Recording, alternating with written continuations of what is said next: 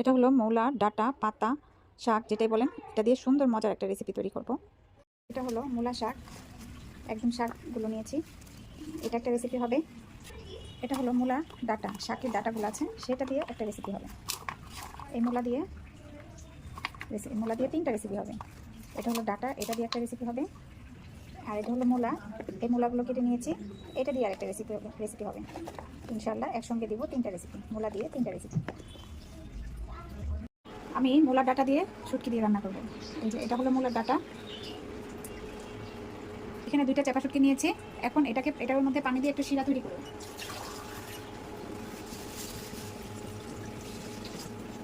শুটকি সিদ্ধ বসাইছিলাম, শুটকিটা হয়ে গেছে, এখন আমি নামাই নিব। এই যে এটা এখন সাইড করে রেখে দিব।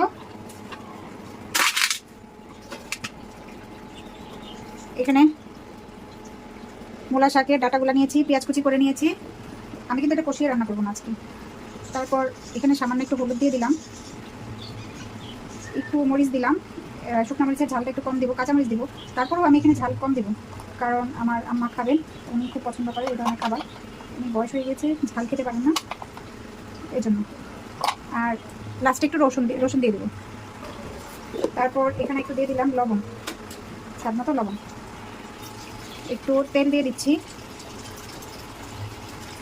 অল্প একটু পানি দিলাম। তারপর এখন একটু কিছুক্ষণের জন্য ঢেকে রাখবো। এই যে এখানে কিছু রসুন আর হলো কাঁচামরিচ নিয়ে নিলাম, এটা একটু থেতো করে নিব তরকারিতে দেওয়ার জন্য।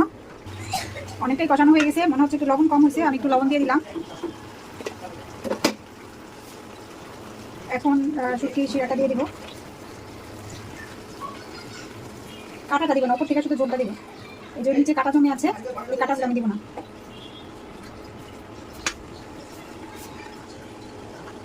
তারপর এখানে রসুন আর হলো কাঁচামরিচ আমি থেতো করে নিয়েছি, সেটা দিয়ে দিলাম।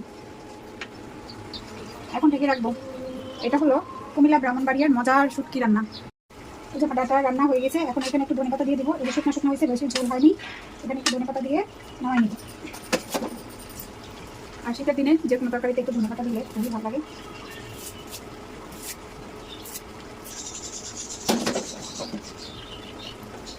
মূলা শাকের ডাটা দিয়ে শুটকি দিয়ে, এখানে মূলা শাকটা কুচি করে কেটে একটু ভাত দিয়ে নিচ্ছি, আর একটু লবণ দিয়ে দিলাম। এখন এটা আগে ভাত দিয়ে তারপর ভাজিটা করবো। রান্নার শাকটা ভাজি করবো, এখানে চিনি মাছ দিয়ে দিলাম, একটু চিনি মাছ দিয়ে শাকটা ভাজি করবো। কিছু করে দেবো, আর লবণ আগে শাকে দেওয়া ছিল। আর শুকনো মরিচ দিয়ে রান্না করবো না, শাকটা ভাজি করবো আজকে কাঁচা মরিচ দিয়ে। তারপর এখানে দিয়ে দিলাম পেঁয়াজ কুচি, এটা নতুন পেঁয়াজ কুচির জন্য এইভাবে রিং করে কাটছি। আর এখানে খেতে করে রসুন, এটা ছোটো রসুন, তাই এত খোসার মধ্যে সারানোর সময় নেই, খুব তাড়াতাড়ি। এখন এগুলো দিয়ে দিতে পারবো। পেঁয়াজটা ভাজা হয়ে গেছে, পেঁয়াজ কাঁচা চিংড়ি মাছ আর রসুন ভেজে নিয়েছি, এখন শাকটা দিয়ে দিলাম।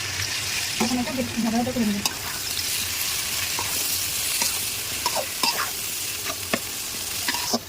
শাক ভাজি হয়ে গেছে, এখন কাঁচামরিচ দিয়ে দিলাম। এখন আরও কিছুক্ষণ নেড়ে চেড়ে নামিয়ে নিব। ভাজি হয়ে গেছে, একটু চেখে দেখছিলাম, সেই মজা লাগছে। চিংড়ি মাছ দিয়ে মূলা শাকটা দিয়ে এমনিতেই মজা। এখন চিংড়ি মাছ দিয়ে মূলাটা রান্না করবো। এখানে পেঁয়াজ দিয়ে দিলাম আর চিংড়ি মাছগুলো দিয়ে দিলাম। চিংড়ি মাছ আর পেঁয়াজ একসঙ্গে ভেজে নেব।